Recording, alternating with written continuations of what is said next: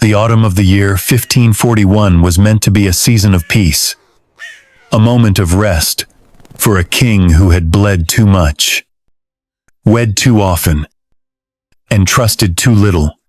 Henry VIII, now entering the cruel final decade of his life, dragged his ulcerated leg through the golden corridors of the northern progress with something close to contentment glinting in his weary eyes.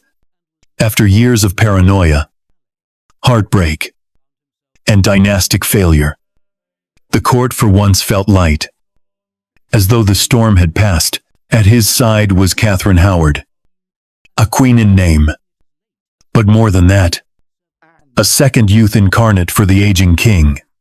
She was radiant, silly, flirtatious, and dangerously inexperienced, but he called her his rose without a thorn. And for a man like Henry, whose romantic life had been a series of barbed wires and betrayals, that phrase alone was its own declaration of war against the ghosts of the past. The marriage, so soon after the political convenience of Anne of Cleves, burned with passion, and for a moment it felt like love might actually conquer all. But love, at court, was never the safe thing to choose. In the pages of real history, this story ended as a tragedy. The letter came. A woman whispered of secrets of a past Catherine had tried to bury under silks and smiles, of stolen nights, dirty promises, and dangerous men who remembered her not as a queen but as a foolish girl. The letter found its way to Archbishop Cranmer, who, shivering at the altar, slipped it into the king's hands on All Souls' Day. And what followed was heartbreak, fury, and steel. Catherine was executed. Henry aged a decade in weeks. The court became ice again, and the Tudor name, once again, teetered on the edge of extinction. But history, for all its sharp edges, is fragile. Sometimes all it takes to rewrite centuries is a delay of weeks. And so we ask the question that reshapes everything. What if Catherine Howard had been pregnant? What if, in the summer before that cursed letter arrived, she had given birth to a healthy, robust baby boy? What if Henry's rose had not only bloomed, but rooted itself into the very fabric of the Tudor line?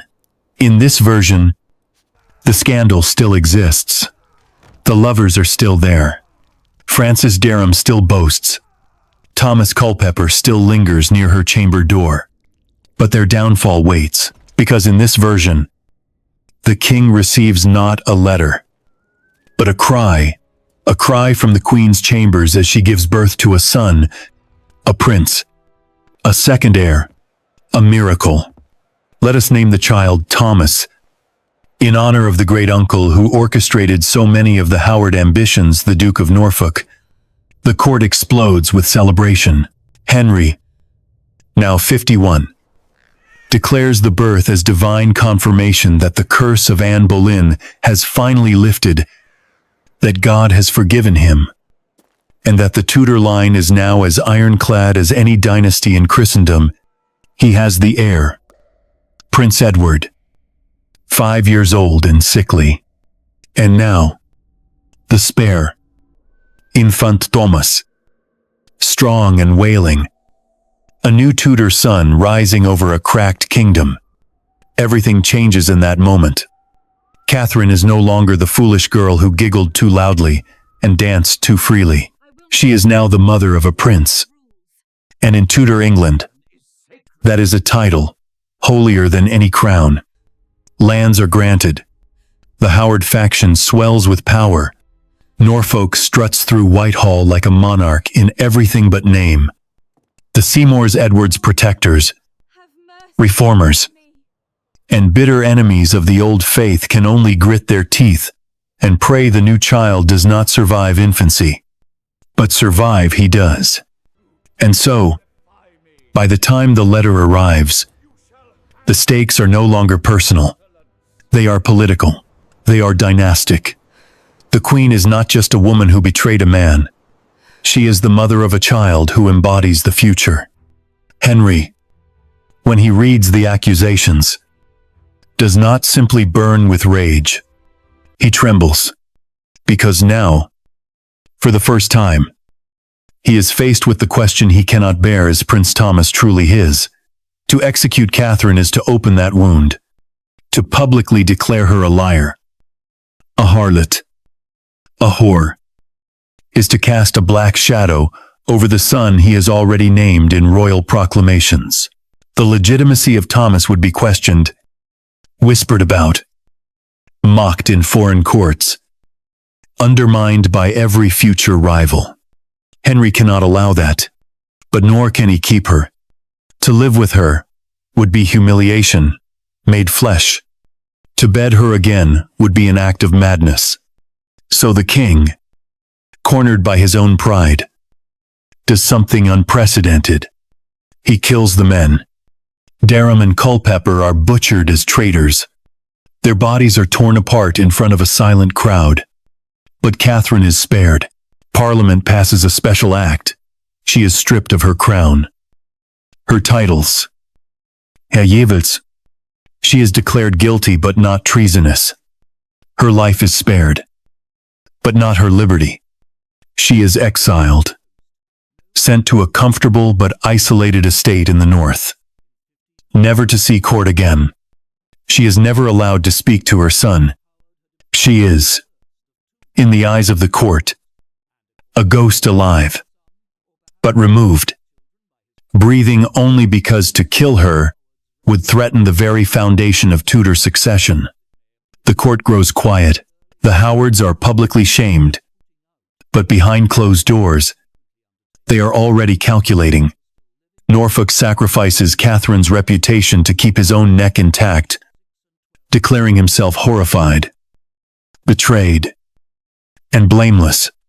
But his focus remains where it always has been: on the boy, on Thomas, on the future, and Henry, the king who once danced, once loved, once dared to hope.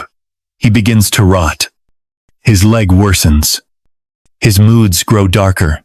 Catherine Parr, his sixth and final wife, arrives, not as lover, but as nurse. The court begins to fracture again. This time around, two boys: Edward, pale and Protestant, shielded by the Seymours, and Thomas, red-faced and Catholic-blooded, watched over by the Howards. The king has given England sons but not peace. And when he dies, in the winter of the year 1547, he leaves behind not a united realm, but a battlefield. His will declares the line: Edward first, then Thomas, then Mary, then Elizabeth. But everyone knows that words on parchment mean nothing when swords are drawn. And the minute his crown rests upon a pillow, it is already being fought over. Because in trying to ensure a dynasty, Henry VIII created a war. Because the son, he craved the son, born of a queen he never truly knew, would break England in two. And that is where the true story begins. The wind at Pontefract was always colder than in London, sharp like the judgment of men who never saw the whole picture, slicing through the seams of tapestries and into the bones of a woman who had once danced in silks before a king.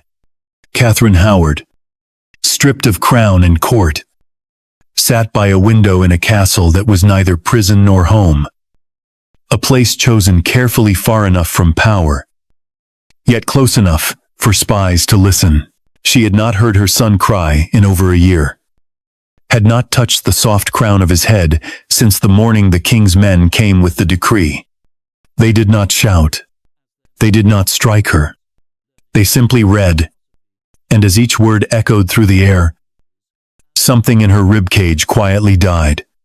She was no longer queen.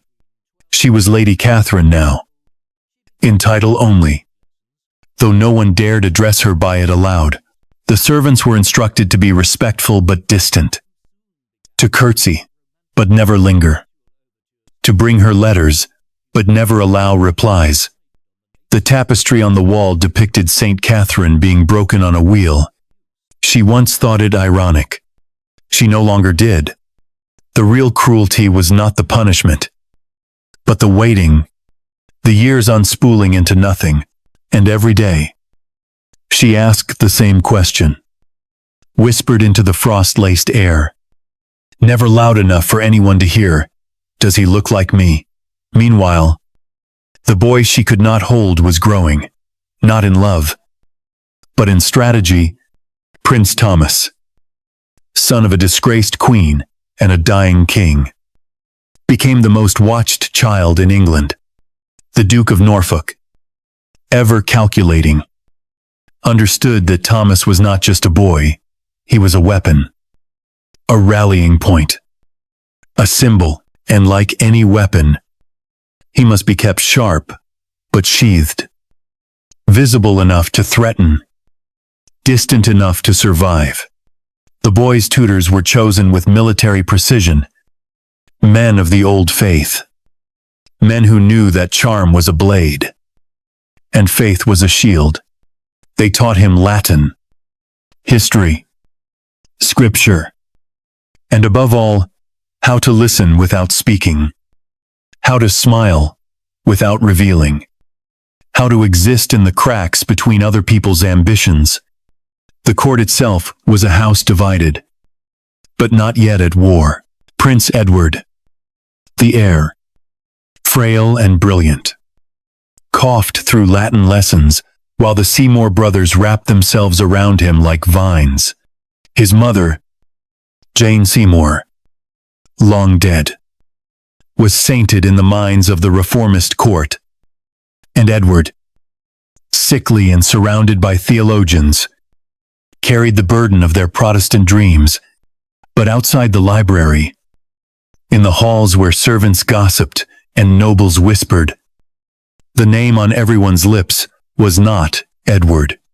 It was Thomas, because Edward's sickness was no longer a secret, because no amount of hope could put flesh on bone, and because in the cold calculus of Tudor politics, a living prince, even a second son, was worth more than a dying king. In Whitehall, Henry VIII, bloated and broken, began to retreat from the world.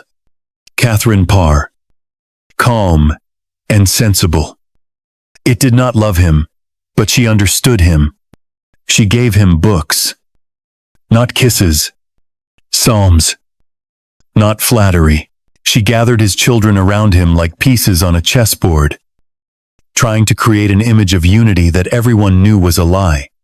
Mary, sullen and sharp, watched everything.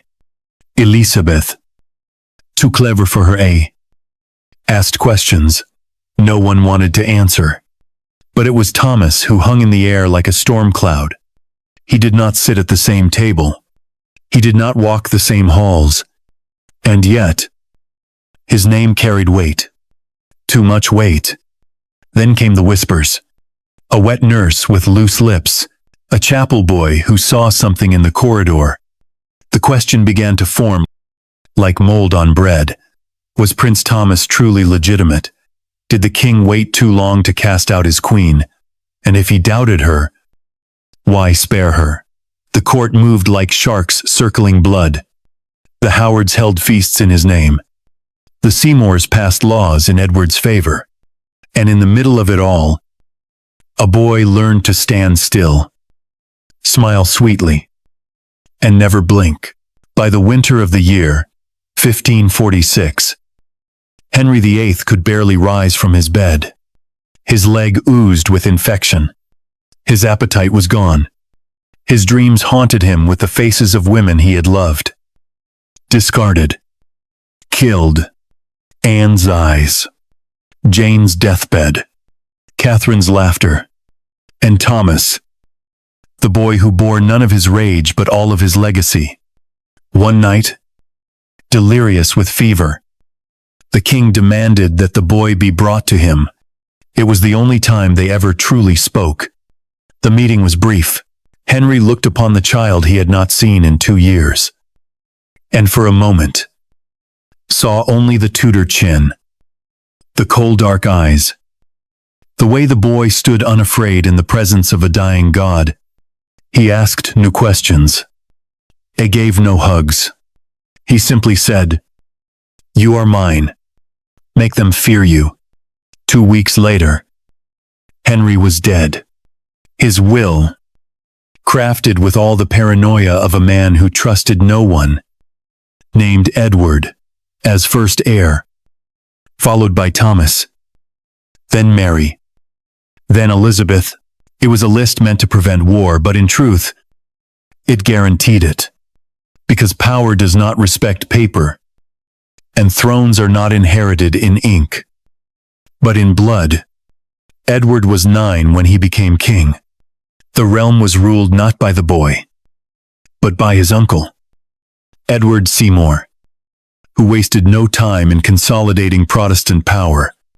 Churches were stripped, Latin banned, priests exiled. The New England, Seymour declared, was enlightened, but in the North, where the candles still burned for the old faith, a different England was awakening. The Duke of Norfolk, released from the Tower with a royal pardon suspiciously timed to the new reign, began to gather allies. He spoke not of rebellion, but of security, not of war, but of readiness. What if, he asked the lords of the North, the boy king does not survive? What then, and always? At his side was Thomas. The child was a paradox, both innocent and terrifying. He never spoke ill of his half-brother, never challenged a law, but every appearance he made at feasts, at harvests, at church, was a political act. Every time he smiled, it was a threat, because he was alive, because he was male, because in a country raised on the trauma of civil war, people remembered too well what happened when succession was not clear. Catherine Howard, and still breathing in her frozen exile, was not told of the king's death until weeks after the funeral. The priest who brought the news did not meet her gaze. She simply nodded, walked to the window, and whispered a prayer, not for the soul of her former husband, but for the safety of a boy who would now face wolves on every side. She asked for no letters, no updates, no mercy. She knew the game. She had played it once, and lost, and now it belonged to her son. The realm, beneath the surface, was already cracking. Edward's regime burned too hot. Reform came too fast, and every time the child king fell ill, the air thickened with expectation. The Howard allies in the North wrote letters in code, held midnight meetings, prepared justifications, not for treason. No, never that. For transition, for succession, for the inevitable. And so it was that Prince Thomas, at the tender age of 11, he became the eye of a storm he could not stop. In his smile, men saw victory. In his silence, they heard promise, and in his very existence. And they read the end of Edward's dream, and the beginning of something older, bloodier, more familiar. Not yet a king, not yet a rebel, but already something far more dangerous. A claimant.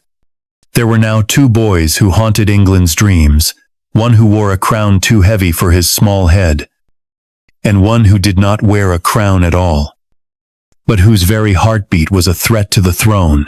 Edward, King of England, by the letter of his father's will, reigned from behind curtains of incense and theology, hidden beneath the shadow of his uncle's ambition and the growing fragility of his own body. And then there was Thomas Prince, Thomas to the North, a child with no court, but many followers, with no crown but all the makings of a king. And between the two of them, The kingdom held its breath, suspended between two fates, like a candle caught in the still air before a storm. King Edward VI was only 10 when he truly began to feel the weight of being monarch. They said he was clever, and he was clever in the way that bright children can be when given too much scripture and too little sun. He wrote letters in Latin to discuss reform with bishops 3 times his age, and memorized entire books of the Old Testament before most boys his age could saddle a horse. But no matter how often he spoke of divine kingship, no matter how earnestly he clung to the vision of a Protestant England, there was one thing: he could not change his lungs. His body failed him in private. And yet every illness became a public crisis. Every cough echoed through council chambers. Every pallor of skin sparked new prayers. Because the boy was not just the king, he was the gatekeeper between the future and the past. The future, as imagined by the Seymours and their reformist allies, was clean, ordered, and whitewashed. Statues gone, Latin gone, Rome forgotten. In this England, the church was quiet, the monarchy obedient, and the people, if not joyful, at least literate. But that future could only exist as long as Edward lived. And Edward, like a candle too often relit, flickered more with each passing season. In contrast, Prince Thomas was everything Edward was not. Broad-chested, ruddy-cheeked, graceful in the saddle by the age of 7. He rode through the Yorkshire estates like a child who had never heard the word bastard. Though it clung to his name like a second skin in every foreign court, his education was not in books alone but in watching men move. He learned how nobles bowed out of duty, and how others bowed out of fear. He watched the way his uncle, the Duke of Norfolk, spoke to bishops with one tone and spoke of them with another, and he noticed, even as a boy, that the further south he traveled, the colder the courtiers became. In London, he was my lord. In Kent, he was the boy. And in whispered corners of Hampton Court, he was something worse. The question, because that was what he truly was. Not a person, not a prince. A question, was he truly the son of Henry VIII? Was his mother a traitor or a scapegoat? Was he a Tudor or just a Howard with good timing? No one could prove anything, but no one could forget either. And so the court split not openly, not yet, but along lines that formed in glances and gifts, in who was invited to Christmastide and who was not. There were 2 courts now, one in London, gilded and trembling, where Edward ruled in theory, but Edward Seymour pulled the strings, and every breath the boy took was measured against the survival of a political project that demanded his life above all else. The other court was scattered, informal, a web spun in the north and center of the country, in Norfolk's homes and Howard-aligned households, where Thomas's name was spoken with the quiet reverence reserved for dangerous ideas. In one court, Thomas was a threat. In the other, he was hope. Thomas did not yet understand this. Or if he did, he said nothing. He smiled when men bent to kiss his hand. He bowed to bishops he did not believe in. And when he met Edward Seymour once in Westminster Hall during a state procession, he looked up at the Lord Protector with eyes as unreadable as glass and said, "Your Grace honors me." Nothing more, nothing less. But it was enough to send Seymour back to his chambers with a headache that no scripture could soothe.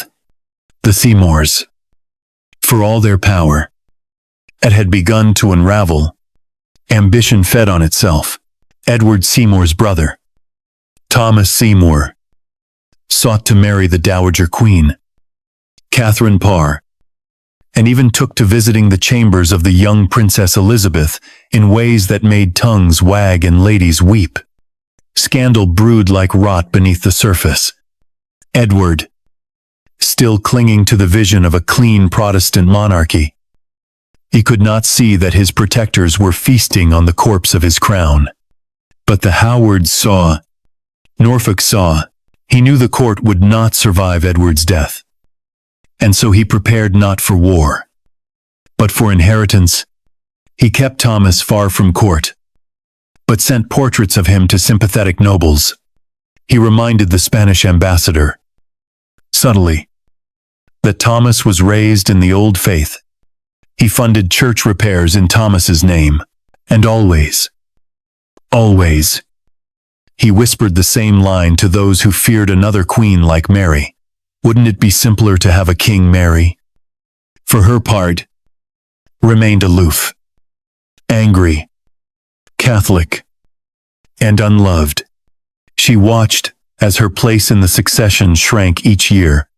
She knew that her name, once third in line, meant little if Edward died, and the kingdom chose a boy over a woman. She trusted no one. She prayed often, and she began to write letters, dozens, hundreds, to foreign cousins, to ambassadors, to Rome itself. She did not fear Thomas because he was young. She feared him because he was male. And in England, that was all it took. Elizabeth, meanwhile, said little. She watched, listened, waited. By the year 1551, Edward's health was failing rapidly. He had begun to write his devise for the succession, a document intended to bypass Mary and Elizabeth and place Lady Jane Grey on the throne. But every page he wrote, every signature he gathered, it was done in the knowledge that somewhere in Yorkshire, another boy waited. And while Jane Grey was intelligent and obedient and Protestant, she was also female, and Thomas was not. In early spring, Edward collapsed after a council session. He was carried from the room, bleeding from the nose and coughing blood. By candlelight, the council met in secret, and in the cold corners of the palace, servants whispered that the king would not last the summer. In the north, Norfolk received word and summoned Thomas to his private chapel. "You must be ready," he said. Thomas, now 11, stood in silence. Not to fight, Norfolk continued, but to be seen. Seen as what the boy asked. Voice steady, as what they fear most. Norfolk said, "A king they cannot control." That night, Thomas dreamed of his mother for the first time in years. In the dream, she stood behind a lattice window, fingers bloodied, mouth moving but no words escaping. When he reached for her, the dream ended, and when he awoke, the sky was dark. It would not brighten for many years, because Edward was dying, and Thomas was waiting, and England was choosing. The spring of the year 1553 was a season of silence in London. A silence not of peace, but of fear. A taut stillness that settled over palaces and parishes alike as the rumors spread like smoke without fire. The boy king was dying, and no prayer could stop the rot that was eating him from the inside out. Edward VI, once the bright hope of Protestant England, lay beneath silk sheets in his chamber at Greenwich, attended by frightened physicians, anxious ministers, and a circle of men who loved the Reformation more than they loved the child upon whom it was built. His coughs had grown wet and red. His body shriveled like paper in rain. And though he still spoke in the language of Scripture and purity, his voice had thinned to a whisper that the angels themselves might struggle to hear. Outside his chamber, the great question rose again. Louder this time. No longer whispered, but openly debated behind closed doors. What would happen when Edward died? His father's will had laid the path clearly. First Edward, then Thomas, then Mary, and lastly, Elizabeth. But none of these names comforted those who now ruled in Edward's name. Mary was Catholic, and Elizabeth, though outwardly neutral, was daughter to Anne Boleyn, and carried in her veins the scandal that had birthed the English Reformation itself. And Thomas was the danger. No one wanted to speak aloud. The Lord President of the Council, John Dudley, Duke of Northumberland. I knew the stakes better than anyone. He had clawed his way to power after the fall of the Seymours, navigating the shifting sands of court like a man blindfolded on a tightrope. Under Edward, he had become England's most powerful man. But his power lived and died with the boy. If Edward perished, and Mary ascended, Northumberland would burn. If Elizabeth ruled, he might still fall. But if Thomas rose, if the Catholic lords of the North rallied behind the son of Catherine Howard, a boy who had never shown loyalty to the Protestant cause, then Northumberland would not only fall, he would be hunted. So he made a choice. The same choice men like him always make. He sought a substitute. Lady Jane Grey was his answer. Granddaughter of Henry VII. Devout Protestant. Modest. Obedient. And most importantly, his daughter-in-law. He married her to his son, Guildford Dudley, and began to prepare a new succession.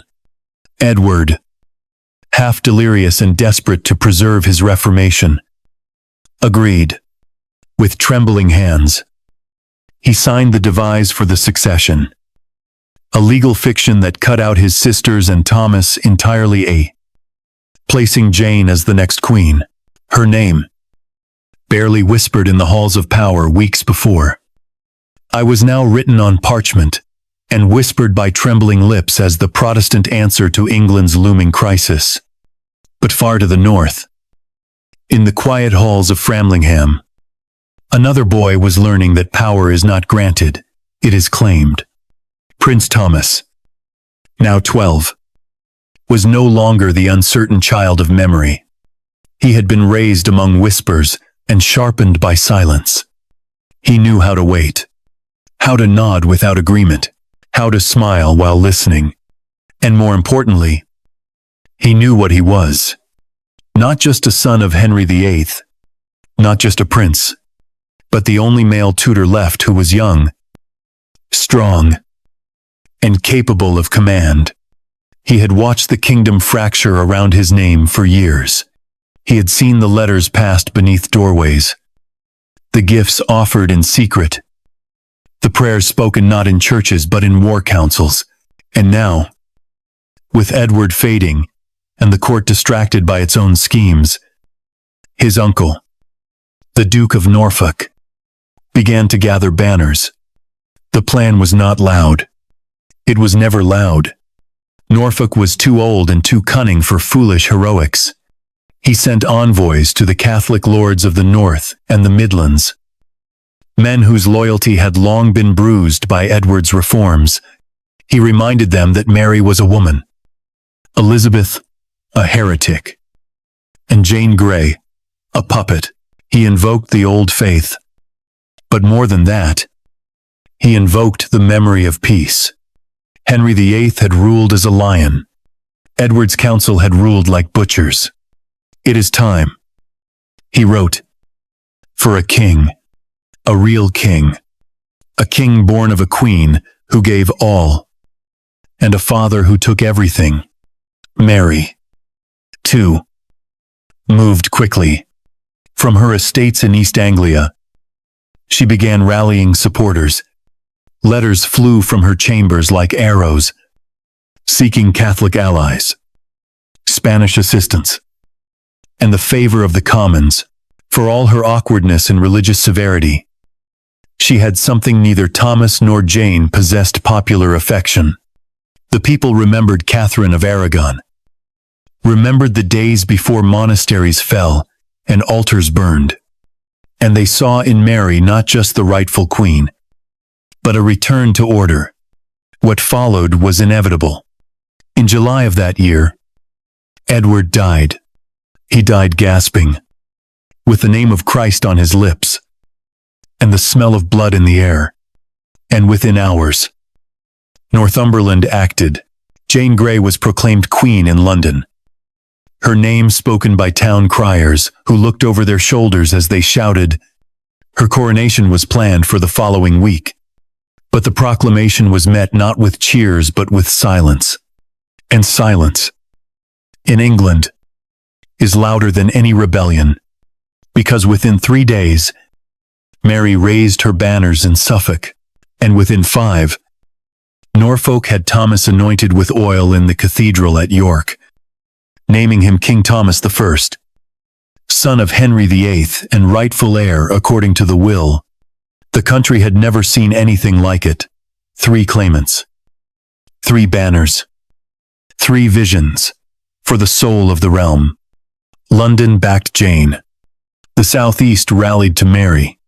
But the north, with its hardened soldiers, cold loyalty, and endless resentment, stood behind Thomas.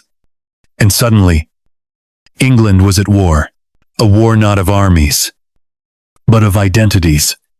A war not of law, but of inheritance. Northumberland moved first, attempting to intercept Mary's forces before they could gain momentum. But the people did not rise for Jane. They did not open their gates. Instead, they stared. They watched. And one by one, towns declared for Mary. Villages swore for Thomas. Garrison deserted. Even members of the council in London began to slip away like rats, sensing fire behind the walls. Jane, still only 16, wept in her chambers. A crown she never wanted, resting heavy on her brow. And Thomas, the boy who had waited so long, he did not march. He did not speak to the people. He let Norfolk command. Let others fight. Because he understood that power gained by blood must be worn with silence. And so while Mary's forces swept toward London, and Northumberland was betrayed by his own men and captured, and Jane was pulled from the throne before she had even sat upon it, Thomas waited, until it was only 2 left. Mary and Thomas, half-siblings, both children of kings, both with claims, both with followers willing to kill and die, but only one could sit on the throne. And in a kingdom where the weight of a crown could crack a woman's skull, the odds were always with the boy. England had seen war before civil war, foreign war, wars for land, for faith, for vengeance, but not like this. This was a war where every sword raised was done so in the name of royal blood. This was a war where each side claimed to carry the will of the same dead king, and where the ghosts of Henry VIII stood behind both banners, whispering approval in one ear and condemnation in the other. It was the summer of the year, 1553. And England bled from within. Jane Grey, the first to fall, had reigned only 9 days, her hands never touching the scepter that had damned her, her voice never loud enough to drown the silence of a people who would not die for a name they had only just heard. She was imprisoned in the Tower of London, where her crown was taken, her title erased, and her fate sealed by men who had once cheered for her. Her fall was quick and clean. The next would not be.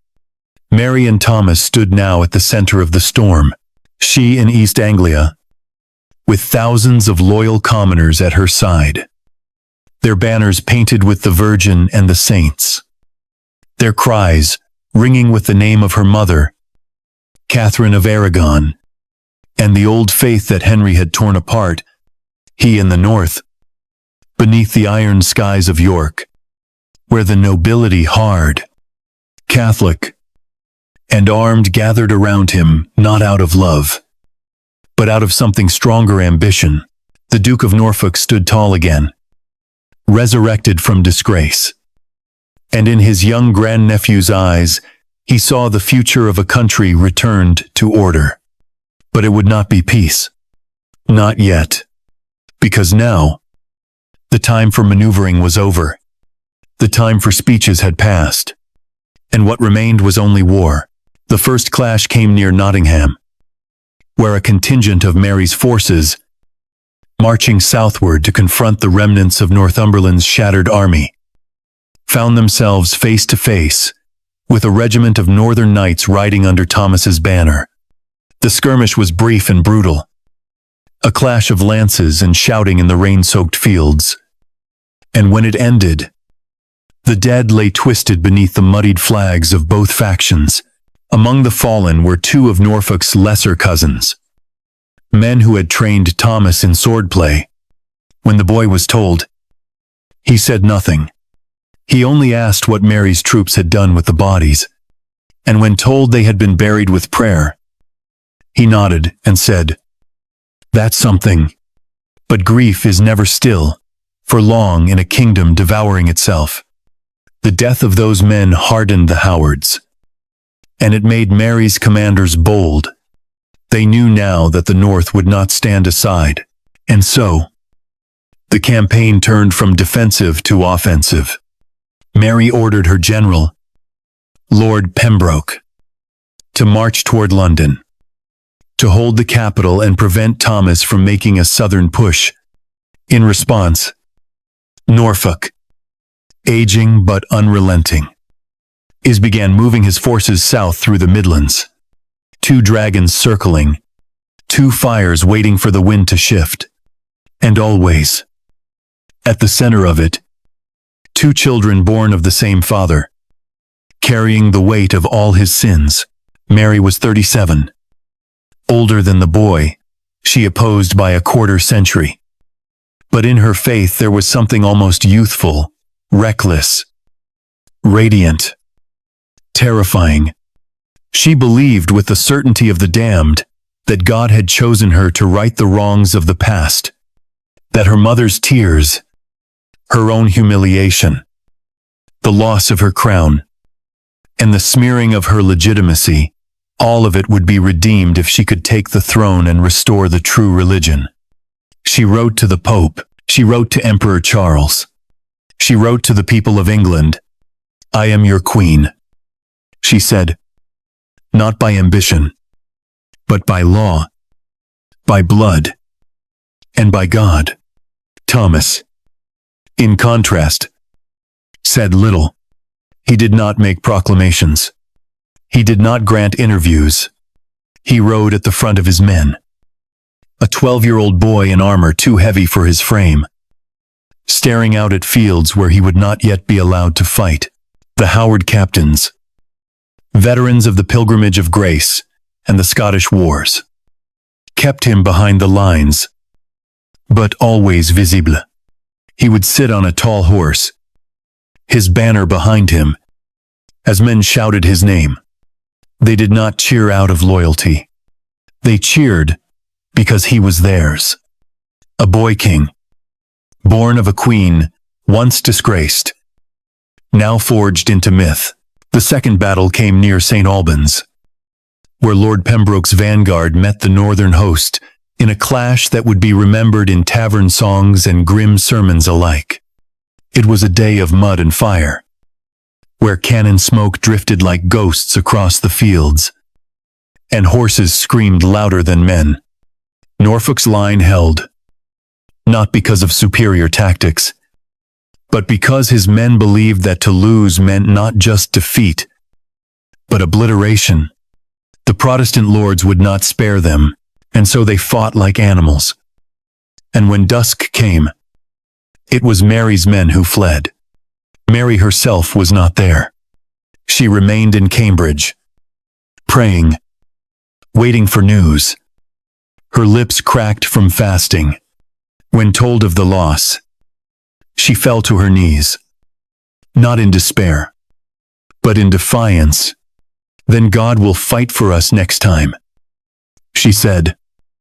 and ordered another mass to be sung. But even God, in England, listened with caution. By late summer, the realm was weary. Trade had slowed. Letters took weeks instead of days. Border regions declared neutrality. In the west, Welsh lords waited to see who would rise. In the north, Highland mercenaries whispered of new paymasters. And in London, the city held its breath. No king had entered the capital. No queen had been crowned. The tower stood empty, its ravens restless. And the people, the tired people who had seen too many crowns pass, too many faces change, and began to murmur a word that terrified both factions. Compromise. It was unthinkable. Of course, but not impossible. Some lords began to ask, could they not share? Could Mary not rule? And Thomas be named heir? Or could Thomas rule, and Mary act as regent until he came of age? Could the country be split? North and south. As it once had been in older times, these were desperate questions, born of desperation, and both sides rejected them with fury, because Mary believed God had chosen her, and Thomas, though still young, was beginning to understand that some crowns cannot be shared. They must be taken, and once taken, must be held tight, lest the blood spilled to win them be for nothing. And so, as autumn neared, Norfolk pushed again. South of Oxford, the Howard army engaged a coalition of Marian loyalists in what would become the deciding blow, the Battle of Littlemore. 3 hours of brutal combat, where the river ran red and the wind carried screams. Norfolk's strategy, though blunt, worked. He forced a crossing, flanked the enemy, and shattered their center. Over 800 men died, and among them, though the truth would be hidden for weeks, was Lord Pembroke himself. Mary, hearing the news, locked herself in her chapel. She did not speak for 2 days. On the third morning, she rode north to surrender. She met Norfolk in silence. She met Thomas with a single glance. She did not kneel, but she did not speak. And that was enough. There was no ceremony to mark the fall of Mary Tudor. No bell tolled when she surrendered her sword. No crowd wept when she descended from her horse. And no priest dared speak when she passed through the gates of York under guard, head unbowed, spine unbroken, her face drawn not with defeat, but with something harder to name, something that neither age nor loss could dim. It was not fear. It was not grief.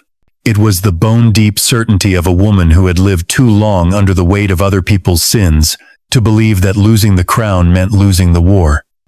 Mary had come to the north as a claimant, carrying the blood of queens, the memory of her mother, and the flame of the old faith. She left not as a prisoner, but as a warning. The court that received her was quiet. Norfolk said little.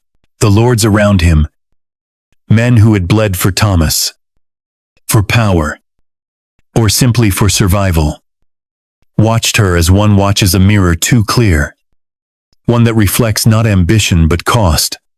She was not broken, but she was done. And so, in a chamber lined with banners of a crown she would never wear, Mary signed the Articles of Renunciation. She renounced her claim, not because she believed it invalid, but because her God had not delivered her the victory she had prayed for. She offered no apology. She made no concession. She asked for only one thing, a life without humiliation.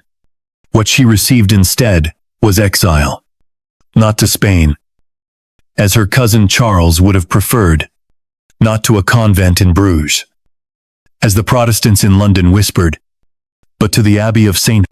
Oswin, an old, windswept place near the coast of Northumbria, where the sea could be heard from the stone corridors, and the sky never quite cleared.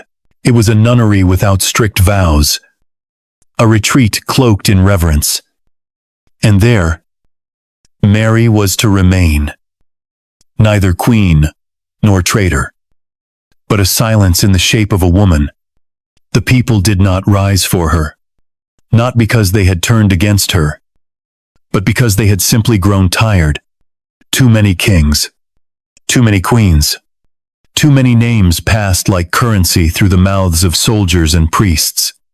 And besides, Thomas was a boy, and boys, in England, had always been easier to follow.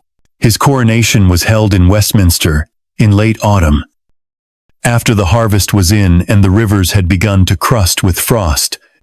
He was 13.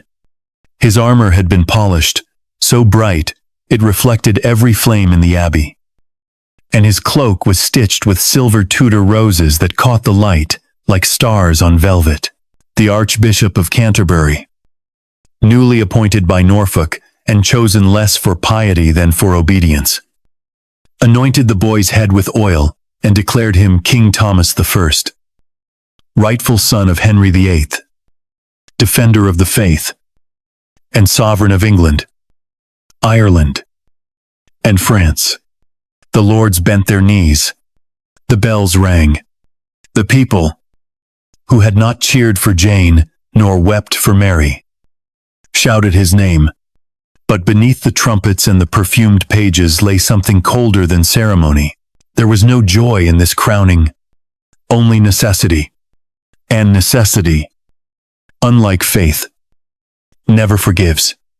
In the months that followed, Thomas reigned in name, but the court belonged to Norfolk and the Howard alliance. The boy was watched gently, constantly, invisibly. His letters were copied before they were sealed. His friends were chosen by others. His dreams, if he had any, were shaped in the image of a kingdom, rebuilt, not in hope, but in survival. The Reformation, as Edward had imagined it, collapsed like wet parchment. Latin returned to the Mass. The saints came back to the windows. The Bible was still read, but now in both tongues. Clergy were retrained. Some resisted. Quietly, foolishly, they disappeared. It was not, at first, a reign of terror. Thomas was not a tyrant, but neither was he his father. Henry had ruled by appetite. Thomas ruled by omission. He did not decree. He permitted, and so, when the old churches were restored, when the relics were lifted from their graves, when the crucifixes were placed once more upon altars, it was not because Thomas had spoken, but because he had not stopped them. It was Norfolk's design, and it worked. England became Catholic again, not with fire, not with martyrdom, but with a kind of weary, quiet surrender. And yet, something did burn. In back rooms, in damp cellars, in corners of Oxford and Cambridge. The children of Edward's vision met in whispers. They passed banned books by candlelight. They remembered the boy king who had written psalms in the margins of law codes, and who had died trying to keep the new world alive. They spoke of the true faith, not as doctrine, but as memory, and their memory had a name: Elizabeth. She had survived. Still unved. Still untrusted. Still brilliant, and veiled in caution. Elizabeth, daughter of Anne Boleyn, and sister to Edward, half-sister to Thomas. She had remained neutral during the conflict, or so she claimed. She had written no letters, raised no banners. She had spoken often of unity, of peace. But peace is not silence, and silence, for a woman like Elizabeth, was never passive. She was 20 years old, and beautiful not in the way of her mother, but in the way of her father, sharp-eyed, unyielding, and clever enough to know when to retreat. But Thomas, now king, had begun to understand what kind of threat lives behind the eyes of those who wait. His council begged him to act. Norfolk, ever the survivor, warned him gently. "She is not your enemy," he said, "until the day she marries." And so Thomas waited. He watched her. He sent her gowns and gold.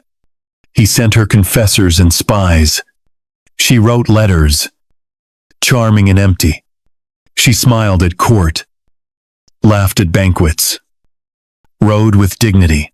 And one winter morning, as snow fell over Whitehall and the Thames froze solid enough for horses, she disappeared.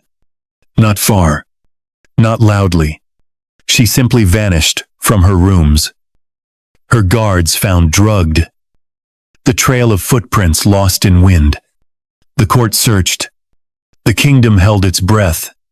And in his chamber, Thomas sat before the fire and whispered the question that none had dared speak.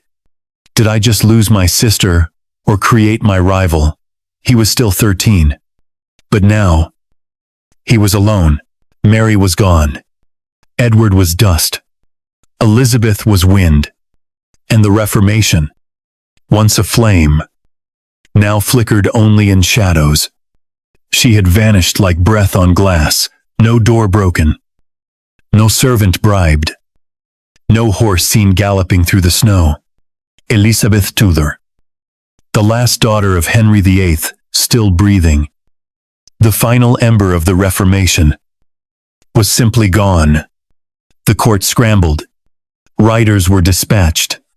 Inns were searched. Bishops were questioned. The Privy Council met in hushed, frantic tones. And in the middle of it all, at the cold center of power, sat King Thomas, the first 14 years old, crowned in silver, cloaked in silence, and for the first time in his young reign, afraid not of losing power, but of what he might have to do to keep it. Because Elizabeth was not just his sister. She was not just the clever daughter of a beheaded queen, or the half-shadow of Anne Boleyn's legacy. She was something far more dangerous, a story, a whisper, a possibility.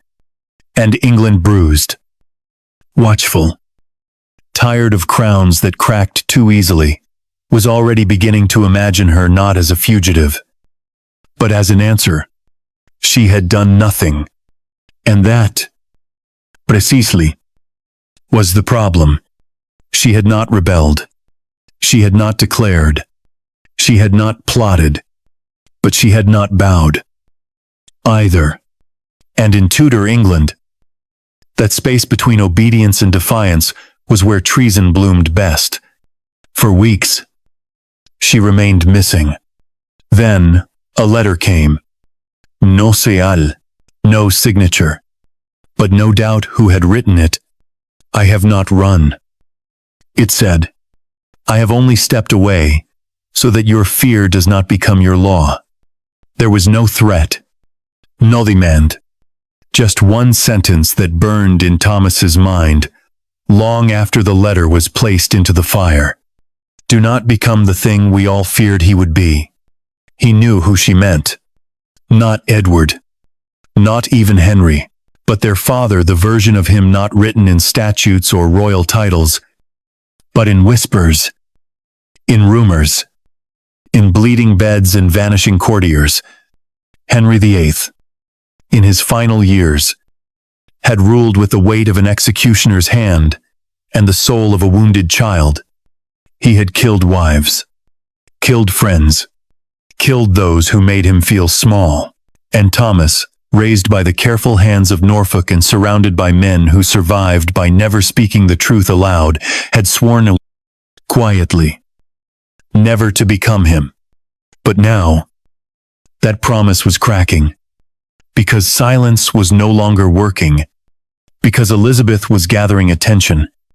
not soldiers. Yet but attention.